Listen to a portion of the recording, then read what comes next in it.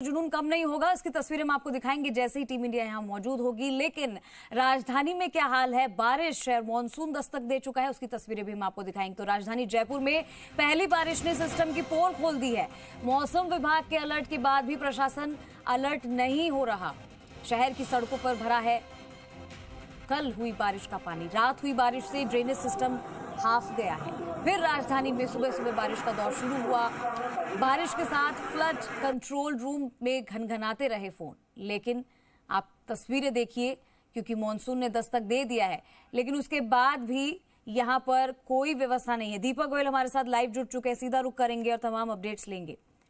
दीपक, राजधानी जयपुर में पहली बारिश ने सिस्टम की पोल खोल दी। इसका मतलब मॉनसून जब आने वाला था, ये पता था कि बारिश इस बार जबरदस्त होने वाली है, लेकिन प्रशासन कोई अलर्ट नहीं है, फोन घनघनाते ही रह रहे हैं, लेकिन कोई जवाब नहीं दे रहा है। ऐसे में क्या हालत है अभी राजधानी की?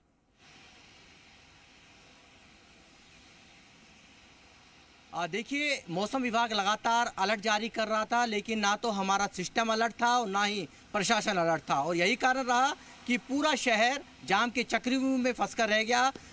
सड़कें लबालब हो गई, सड़कें से ड्रेनेज सिस्टम की जो सांसें हैं वो फूल गई, हांफने लगा। और यही कारण है कि जो शहर की सड़कों पर घुटनों से ऊपर पानी आपको देखने को मिला। राजधानी की जो सुबह है, यानी कि सूर्य की पहली किरण के साथ फिर से बारिश का दौर शुरू हो चुका है। और हम इस समय जो खड़े हैं वो रामबाग सर्किल पर खड़े हैं। और जो शाम को जो बारिश हुई थी, करीब 3 इंच से ज़्यादा जो राजधानी में जो मेघ बरसे थे, उसका जो पानी है वो तस्वीरों के आपको नज़र आ रहा होगा। ये तस्वीरें रामबाग की है, जहाँ पर आप देख सकते हैं कि हमारा सिस्टम किस तरीके से जो दावे किए गए थे वो इस बारिश के पानी के अंदर डूबते हुए नजर आए।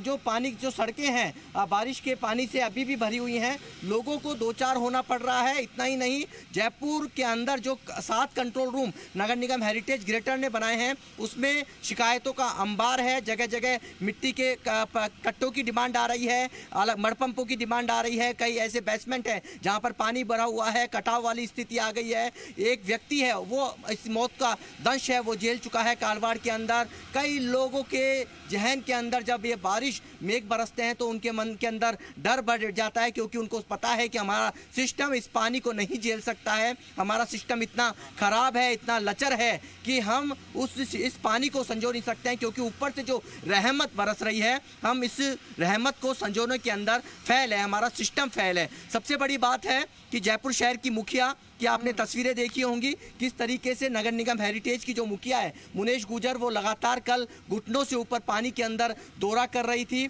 और उन्होंने देखा कि किस तरह से सिस्टम हाँप रहा है। जब वो खुद पानी के अंदर निकली तो उन्हें भी समझ आ गया कि जो वो दावे कर रही थी वो इस पानी के अंदर डूबते हुए नजर आ रहे हैं। देखिए किस तरीके से अभी भी आप देखिए 12 घंटे, अब बारिश तो अभी शुरू हुई है, लेकिन करीब 7-8 घंटे का समय हो चुका है। बारिश रात को नहीं हुई है, लेकिन उसके बाद भी शहर की सड़कें अभी भी आपको लबालब नजर आ रही है। गाड़ियों के अंदर आप देख सकते हैं गाड़ियों के पहियों की किस तरह से स्थिति है, पानी में डूबती हुई नजर आ रही है। तो ये हमें बताता है कि हमारा सिस्टम कितना लचर, कितना लाचार और कितना खराब है। करोड़ों रुपए हम टैक्स के देते हैं, उसके बावजूद करोड़ों रुपए नालों की सफाई में बहाए जाते हैं। जयपुर में 1100 से ज़्यादा नाले हैं, लेकिन अभी भी आप जो तस्वीरें देखेंगे शहर में तो आपको नज़र आएगा कि अभी भी मलबा साफ हो रहा है। 20 जून डेडलाइन थी, मौसम विभाग लगातार अलर्ट कर रहा था। मानसून की एंट्री यहाँ पर हो चुकी थी, लेकिन मानसून की एंट्री के बाद भी हमारा सिस्टम है वो यहाँ पर अलर्ट मोड पे नज़र नहीं आया। यही कारण रहा कि आज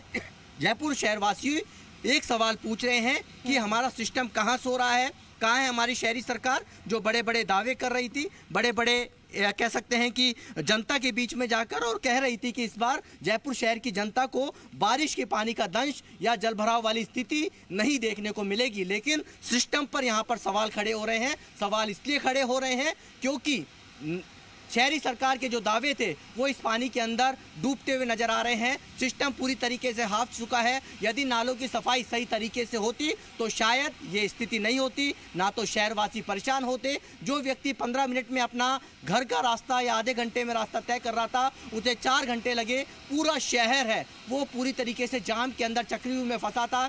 आप विद्याधर नगर लीजिए, सीकर रोड लीजिए, सीकर रोड में पानी के अंदर वही स्थिति, क्योंकि इस बार जब सरकार नहीं बनी तो एक मैसेज देने की कोशिश की गई थी कि इस बार सीकर रोड के लोगों को इस बार बारिश के पानी का दंश नहीं झेलना पड़ेगा।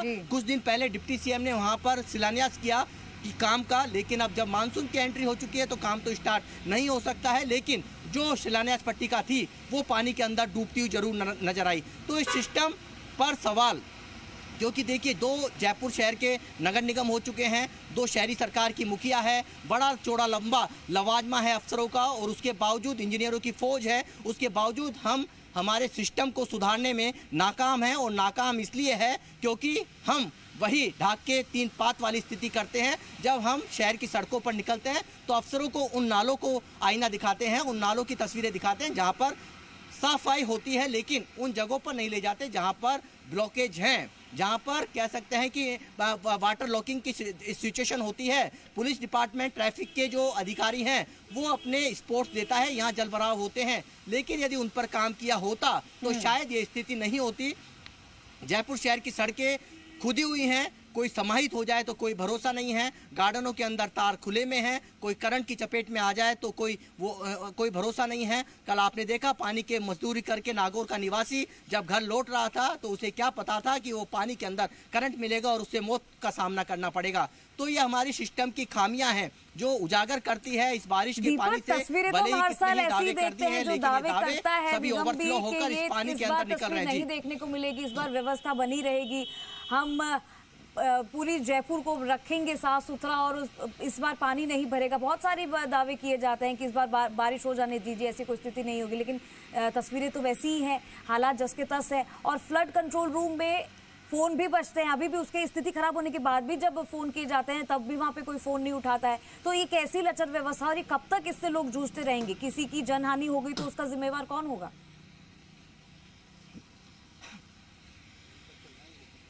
देखिए, आप सिस्टम की खामी देखिए 7 कंट्रोल रूम में जयपुर में। मैं खुद रात को करीब 11:30 बजे कंट्रोल रूम पे मैंने फोन करके स्थिति और वहाँ के जब शिकायतों की स्थिति के बारे में जाना तो बनी पारा जो सबसे बड़ा हेरिटेज का फायर स्टेशन है, वहाँ तो फोन रिसीव करने वाला ही कोई नहीं मिला। ये पानी है, देखिए पानी की तस्वीरें आप देख लीजिए। पहले ये रामबाग सर्किल है जो सबसे ज्यादा वीआईपी मूवमेंट रहता है।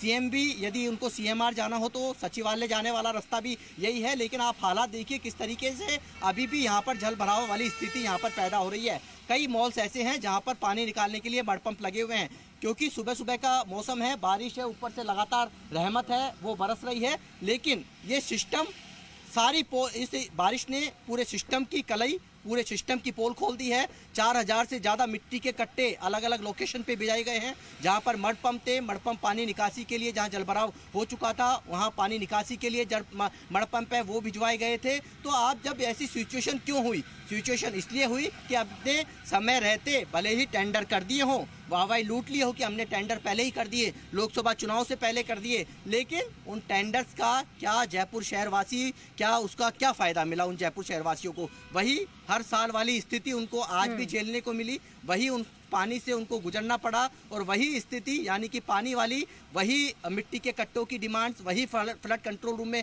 फोन की घंटियां, शिकायतों का अंबार, खुद मेयर शिकायतों का सुनना पड़ रहा है। तो आप ताजुब करिए कि जब हमारा सिस्टम इतना लाचार है, खुद मेयर को यहाँ पर फील्ड में उतरना पड़ रहा है, खुद मेयर शिकायतें सुन रही है, घुटने घुटने पानी में दौड़ रही है, तो इस सिस्टम पर सवाल जरूर खड़े होते हैं। ऐसी नौबत क्यों आई? यदि आप समय रहते सिस्टम को सुधार लेते, या समय रहते काम कर लेते, या समय रहते नालों की सफाई हो जाती, हमारा ड्रेनेज सिस्टम हम मजबूत कर लेते, तो शायद हो सकता था कि इस तरह के हालात नहीं होते। ना तो शहरी सरकार की मुखिया को फील्ड में उतरना पड़ता, ना घुटनों के पानी में उतरना पड़ता, ना जयपुर शहर की जनता को पानी के अंदर से गुजरना पड़ता, जलभराव वाली स्थिति से उनको गुजरना पड़ता, और ना ही जयपुर शहर की जनता को इस जाम के चक्रव्यूह में यहाँ पर फंसना पड़ता। तो ये देखिए आप टायर कितने यहाँ पर डूबे हुए हैं। तो ये स्थिति बताती है कि जब बारिश का दौर थम चुका है, ठीक है दीपक, आपके पास फिर से लौटेंगे।